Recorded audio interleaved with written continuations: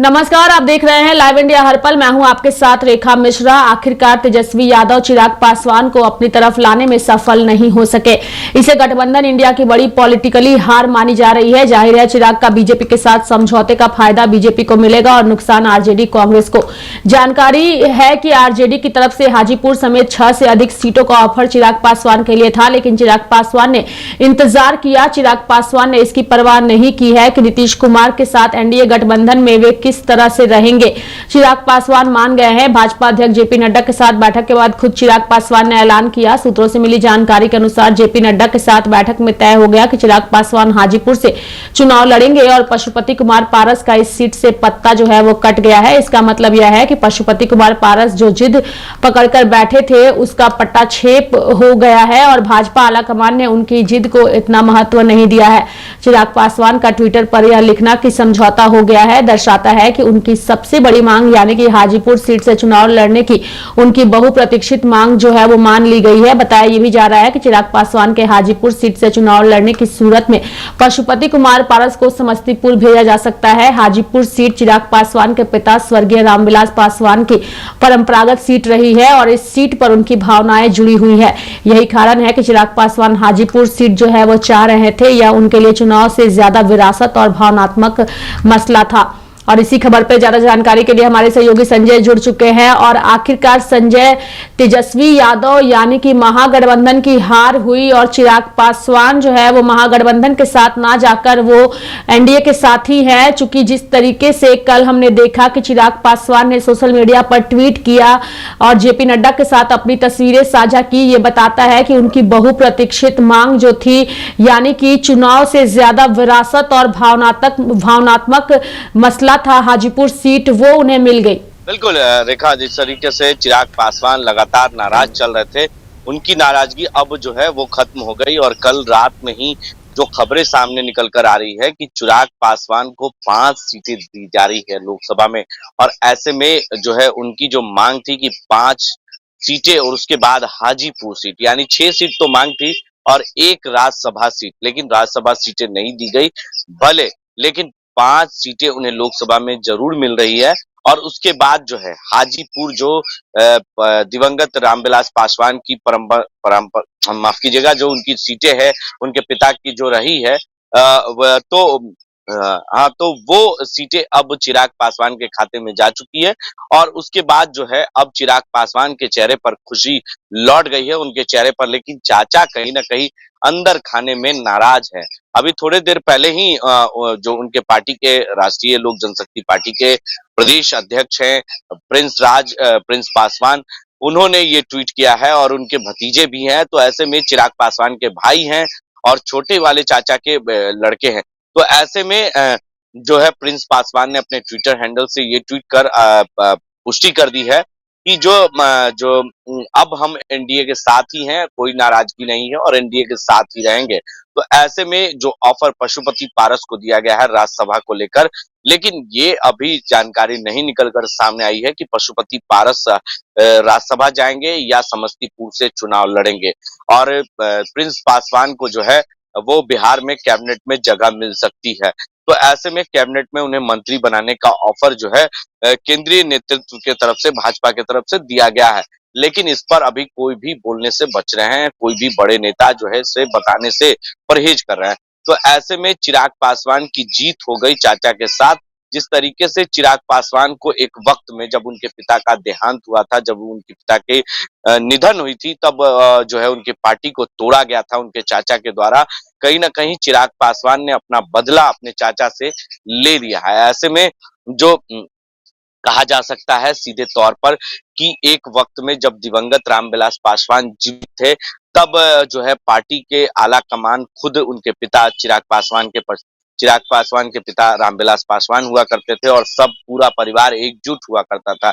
जैसे ही रामविलास पासवान का निधन हुआ, उसके बाद पार्टी टूट गई और उसके बाद जो है चिराग पासवान पूरी तरीके से नाराज हो गए थे, पूरी तरीके से टूट गए थे कि अब मेरे पिता का सर से साया अभी हट चुका है, हाथ हट चुका है, अब जो है कौन हमारे साथ होगा, क्योंकि पार्टी जो है अलग थलग हो गई है। पार्टी के जो सांसद हैं वो अपने चाचा ने अपने गुट में मिला लिया है। तो ऐसे में चिराग पासवान उस वक्त कमजोर पड़ गए थे, लेकिन उन्होंने हार नहीं मानी थी।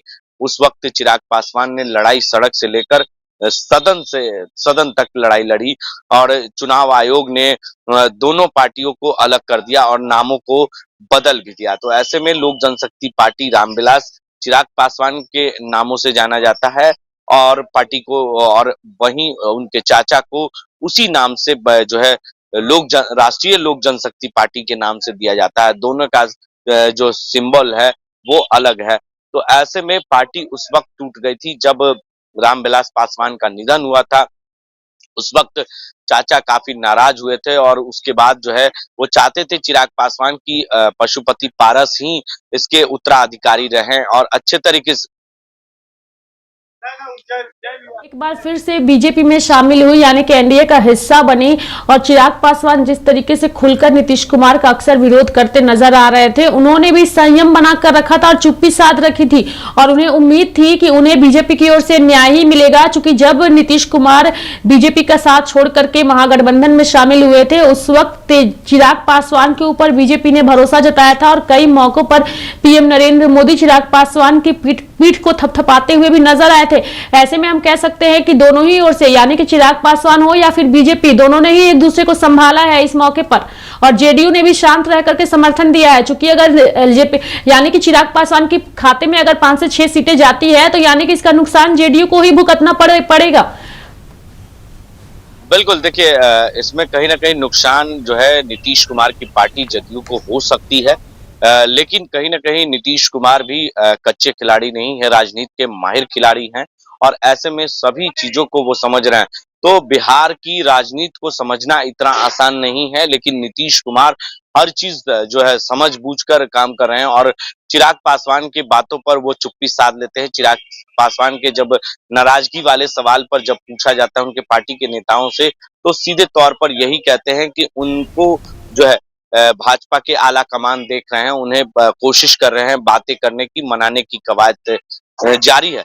तो ऐसे में कहीं न कहीं इन सवालों से जदयू जो है अपने आप को दरकिनार जरूर करती है। ये साबित जरूर करना चाहती है कि हम चिराग के साथ नहीं, बल्कि हम बीजेपी के साथ हैं। नीतीश कुमार हमेशा से ये चीजें करते रहे। वहीं बात करें चिराग पासवान की, तो चिराग पासवान भी नीतीश कुमार के मंचों से विरोध करने में कोताही नहीं बरतते हैं, और हमेशा मंच से विरोध करते हैं। तो ऐसे में कहीं न कहीं जो चिराग पासवान का बिहार फर्स्ट, बिहारी फर्स्ट का जो मिशन है, उस पर वो काम जरूर करते हैं, और उसी काम का असर दिख रहा है कि अब तक चिराग पासवान के खाते में जो वोट बैंक आया है, वो 6 से 7% वोट उनके जातियों का वोट जरूर उन्हें मिलेगा, और उसका फायदा लोकसभा में जरूर दिखेगा। ऐसे में रेखा कहीं न कहीं चिराग पासवान जो है नीतीश कुमार पर हमला करने में गुरेज नहीं करते हैं, कभी भी जरूर हमला करते हैं। लेकिन इस बार जब लोकसभा के चुनाव में मंच साझा करने को होगा, तो उस वक्त कैसे, किस तरीके से चिराग पासवान जब भी नीतीश कुमार के सामने होते हैं तो पैर जरूर छूते हैं और उनका सम्मान जरूर करते हैं, क्योंकि वो कहते जरूर हैं कि हमारे पिता के मित्र हैं और हमारे गार्जियन हैं। तो ऐसे में गार्जियन की भूमिका में चिराग पासवान जब नीतीश के सामने आते हैं तो गार्जियन की भूमिका में नजर आते हैं।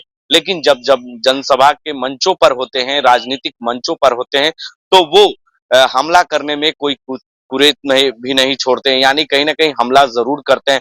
तो ऐसे में चिराग पासवान दोनों भूमिका में नजर आते हैं। जब गार्जियन की भूमिका में निभाना होता है, तो नीतीश कुमार के सामने पैर छूकर उनका सम्मान जरूर करते हैं। वो कहते हैं कि हमारी लड़ाई व्यक्तिगत नहीं बल्कि राजनीतिक है, और हमारी कोई स्वार्थ लड़ाई नहीं, हम जनता के लिए लड़ाई लड़ रहे हैं, और जनता की जब भी लड़ाई करनी हो, जनता की जब भी आवाजों को बुलंद करना हो, तो हम इसी तरीके से नीतीश कुमार का विरोध जरूर करेंगे। तो ऐसे में कहीं ना कहीं नीतीश कुमार के विरोध करने और ना करने से नीतीश कुमार को कोई खासा फर्क नहीं पड़ने वाला, क्योंकि बिहार के राजनीति के माहिर खिलाड़ी हैं। नीतीश कुमार जब 9वीं बार मुख्यमंत्री के तौर पर शपथ लिए थे, तो ऐसे में कहीं ना कहीं वो सरकार से जब इंडिया गठबंधन, महागठबंधन से थे, उसके बाद एनडीए में आए, तो नीतीश कुमार इस चीज के लिए माहिर खिलाड़ी माने जाते हैं, और नीतीश कुमार चिराग को बखूबी समझते हैं कि उन्हें कैसे जवाब देना है। भले 2020 में तीसरे नंबर की पार्टी नीतीश कुमार की जरूर चिराग पासवान। एलजेपी की अगर हम बात करें तो उनकी ओर से आज संसदीय दल की बैठक भी बुलाई गई और चर्चा ये रही कि उनकी ओर से यानी कि पारस गुट की ओर से, पशुपति पारस की ओर से कुछ बड़ा फैसला लिया जा सकता है।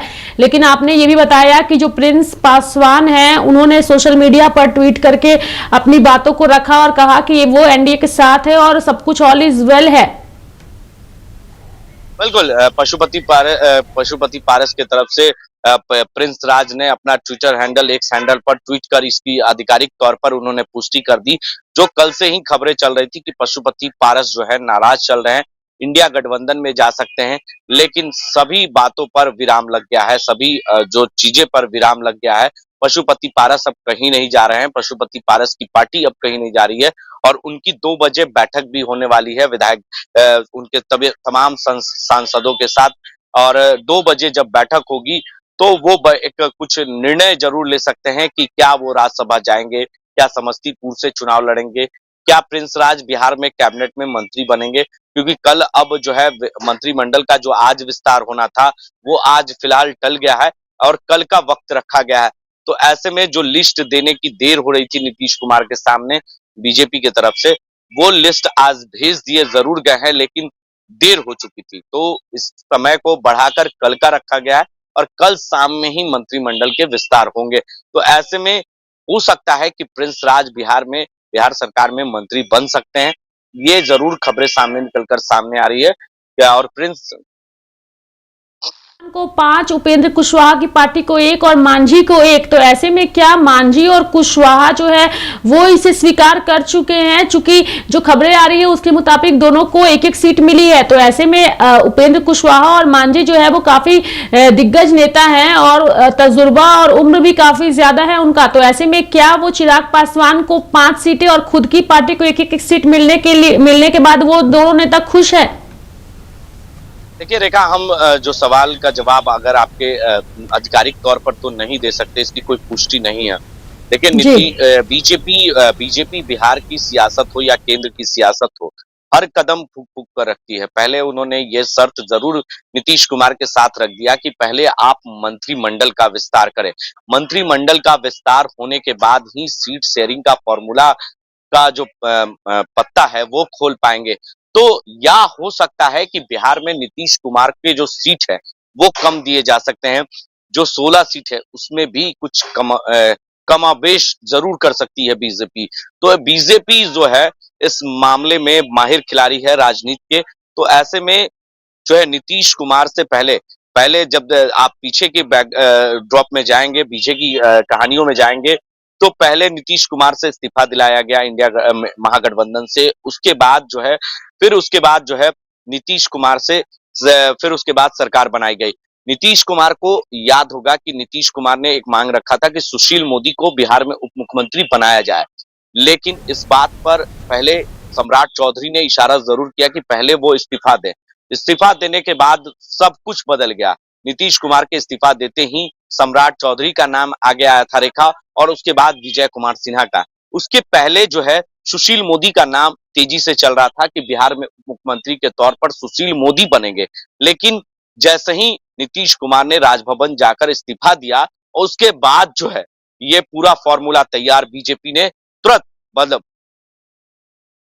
मंत्रिमंडल का विस्तार हो सकता है। उस मंत्री विस्तार का उसकी जो तार है वो लोकसभा चुनाव की सीट से जुड़ा हुआ है, यानी कि जिन लोगों को मनाया गया है उन्हें राज्य में मंत्री पद दिए जाएंगे। जैसे प्रिंस पासवान की जो नाम चल रही है कि उन्हें मंत्री कैबिनेट में शामिल किया जा सकता है। तो इस तरीके से सबको मनाने की कवायद चल रही है, यानी कि विधानसभा में राज्य में मंत्री पद और फिर लोकसभा की सीटों से उन्हें दरकिनार किया जा रहा है। क्या इसी से ये पूरा तार जुड़ा हुआ है संजय?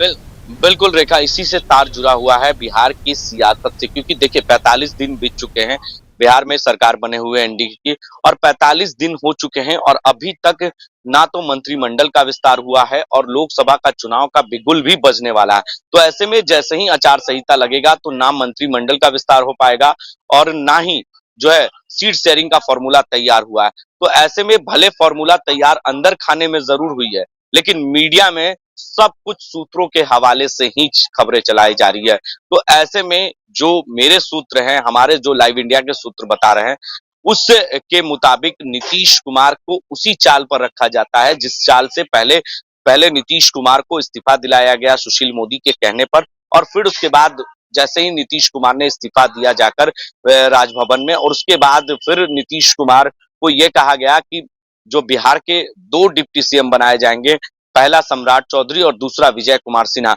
उसी तरीके से आप उसी तर्ज पर देखिए कि उसी फॉर्मूले पर बीजेपी ने फिर एक नया जो है कह सकते हैं कि फॉर्मूला तैयार किया है कि पहले कैबिनेट का विस्तार, मंत्रिमंडल का विस्तार, और उसके बाद जो है सीट शेयरिंग का फॉर्मूला। लेकिन नीतीश कुमार को 16 सीटें देने की बात सामने आ रही है, लेकिन इसकी आधिकारिक तौर पर पुष्टि नहीं है, और ये हो सकता है कि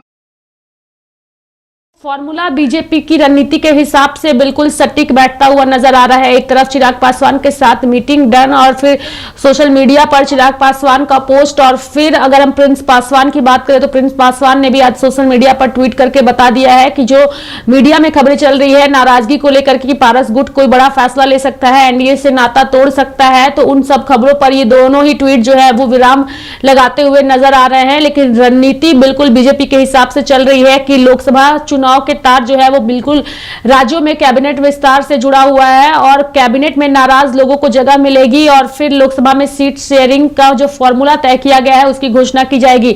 बहुत बहुत धन्यवाद संजय हमारे साथ जुड़ने के लिए। आगे भी इस खबर से जुड़ी तमाम जानकारी आपसे लेते रहेंगे। तो बिहार में जो है वो लोकसभा चुनाव में अब तक सीट शेयरिंग को लेकर तस्वीरें साफ नहीं हो पाई है, लेकिन जिस तरीके से लगातार नेताओं की ओर से दाव और पेच खेले जा रहे हैं उसके तार बिल्कुल लोकसभा चुनाव से जुड़े हुए भी नजर आ रहे हैं। अब देखने वाली बात होगी कि क्या आज जो खबरें आ रही है कि बिहार में कैबिनेट का विस्तार आज हो सकता है, तो देखने वाली बात होगी कि आज कौन कौन से लोग जो है वो मंत्री पद की शपथ लेते हैं, और जो रूठे नेता हैं उन्हें किस तरीके से मनाने की कवायद आगे जारी रहती है।